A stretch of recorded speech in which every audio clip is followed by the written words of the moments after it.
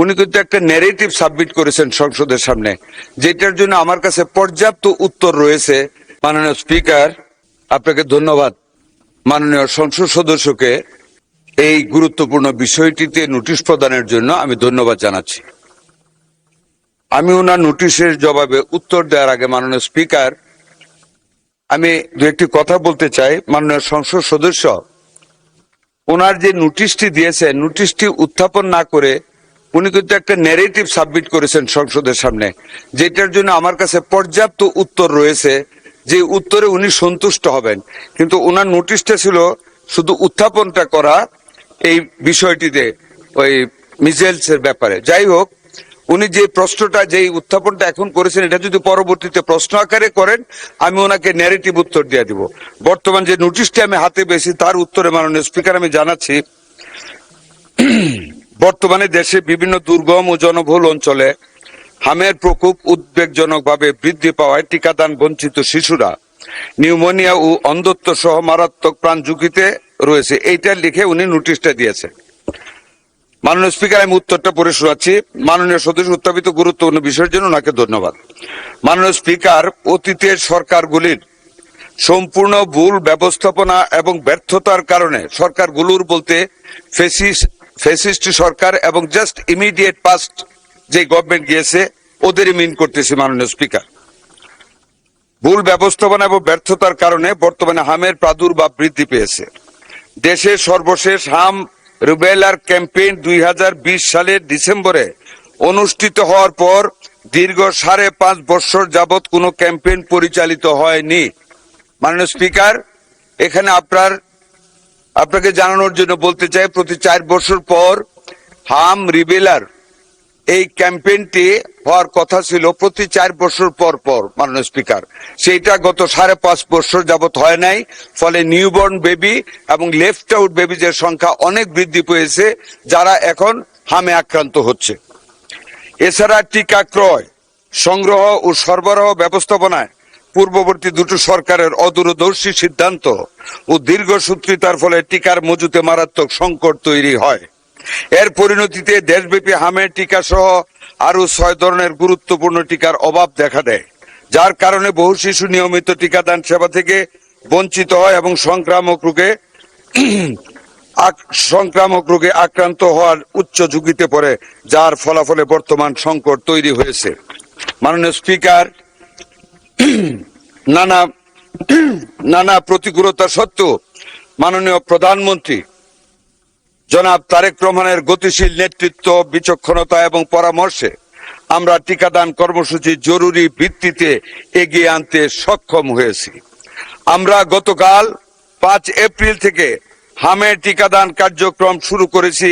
প্রথম ধাপে সারা বাংলাদেশের 18টি জেলা এবং 30টি ঝুঁকিপূর্ণ উপজেলায় জরুরি হাম রিবেলা টিকাদান কর্মসূচি শুরু করেছি, যার মধ্যে 5টি স্পটে আমি সহ আমার প্রতিমন্ত্রী সহ আমাদের কর্মকর্তাগণ আমরা সশরীরে হাজির থেকে আমরা সেই কার্যক্রম শুরু করেছি। এই কর্মসূচির আওতায় মাননীয় স্পিকার, 6 মাস থেকে 5 বছরের কম বয়সী অর্থাৎ 59 মাস, 1 মাস কম 5 বছর সকল শিশুকে ক্রাশ প্রোগ্রাম হামের টিকা প্রদান করা হচ্ছে। প্রথম ধাপে 12 লক্ষ শিশুকে টিকার আওতায় আনার লক্ষ্য নির্ধারণ করা হয়েছে। মাননীয় স্পিকার, আমি অত্যন্ত আনন্দের সাথে বলতে চাই, আমাদের জন্য এটা একেবারে ফার্স্ট স্টার্ট। আমরা একটা ব্যর্থতা থেকে নিজেদেরকে নিয়োজিত করে মাননীয় প্রধানমন্ত্রীর অত্যন্ত বিচক্ষণ নেতৃত্বে টিকাদান কর্মসূচিটা শুরু করে আমাদের একটা সফলতা গতকাল হয়েছে। আমাদের লক্ষ্যমাত্রা ছিল গতকাল 30টি উপজেলায় 76,000 শিশুকে আমরা টিকা দেব। আলহামদুলিল্লাহ মাননীয় স্পিকার, আমরা 73,000 শিশু আমাদের এই আওতায় গতকাল টিকা গ্রহণ করেছে, যা 96% অর্জন আমাদের মন্ত্রণালয়ে। আগামী 12 এপ্রিল হতে মাননীয় স্পিকার, ঢাকা উত্তর ও দক্ষিণ সিটি কর্পোরেশন, ময়মনসিংহ এবং বরিশাল সিটি কর্পোরেশন এবং আগামী 3 মে হতে সারা দেশে অবশিষ্ট সিটি কর্পোরেশন ও জেলাগুলিতে আমরা এই জরুরি টিকাদান কর্মসূচি বাস্তবায়ন করব ইনশাআল্লাহ।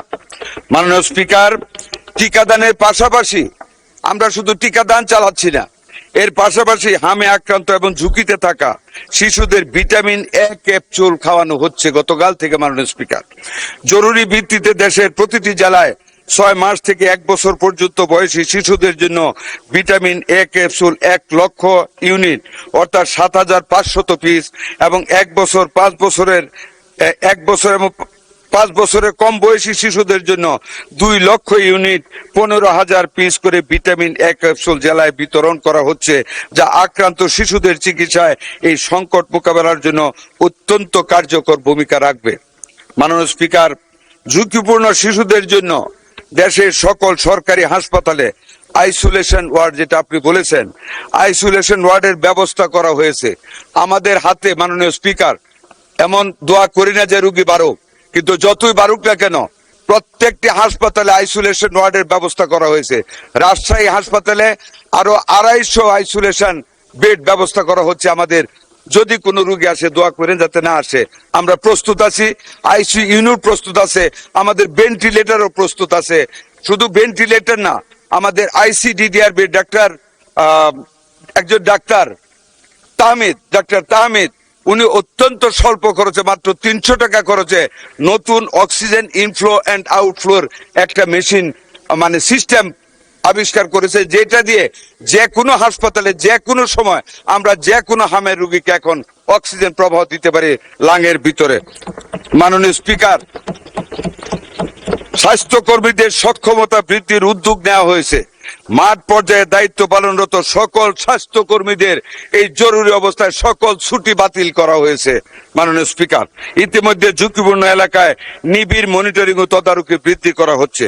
বর্তমান পরিস্থিতিতে জরুরি ভিত্তিতে টিকা ক্রয় কার্যক্রমের উদ্যোগ নেওয়া হয়েছে। এছাড়া উন্নয়ন সহযোগী সংস্থার হু এন্ড ইউনিসেফ ইত্যাদির সাথে সমন্বয় জোরদার করা হয়েছে। আমরা সকল অংশীজনের সঙ্গে সমন্বয়ের মাধ্যমে কাজ করে যাচ্ছি। আজকেও ওয়ার্ল্ড ব্যাংক আমাদের ডাকে সাড়া দিয়ে আমাদের সাথে সকালে মিটিং করেছে। তারা বিভিন্নভাবে এই হামকে মোকাবেলা করার জন্য, এই রিবেলাকে মোকাবেলা করার জন্য আমাদেরকে সহযোগিতার আশ্বাস দিয়েছে। আমরা মন্ত্রণালয় থেকে মাননীয় প্রতিমন্ত্রীকে হেড করে আমরা 5 সদস্য বিশিষ্ট একটা কমিটি ওনাদের সাথে কাজ করার জন্য সচিব আমরা করে দিয়েছি। আরো অনেক গ্র্যান্ট এবং এইডস এই খাতে আমরা পাবো ইনশাল্লাহ। অংশীজনের সঙ্গে সমন্বয় আওতায় আসে প্রতিরোধযোগ্য রোগ থেকে সুরক্ষিত থাকে। আমরা বিশ্বাস করি এই সমন্বিত ব্যাপক টিকাদান কর্মসূচির মাধ্যমে অতি দ্রুত হাম সংক্রমণ নিয়ন্ত্রণে আনা সম্ভব হবে। পরিশেষে আরো জানাচ্ছি, আমরা করোনাকালীন অব্যয়িত 604 কোটি টাকা দিয়ে আমরা ইউনিসেফ থেকে আরো হামের টিকা এবং অন্যান্য টিকা আমরা কালেকশন করতেছি। ভবিষ্যতে আমাদের কোনো সময় টিকার কোনো আমাদের শর্টেজ পড়বে না।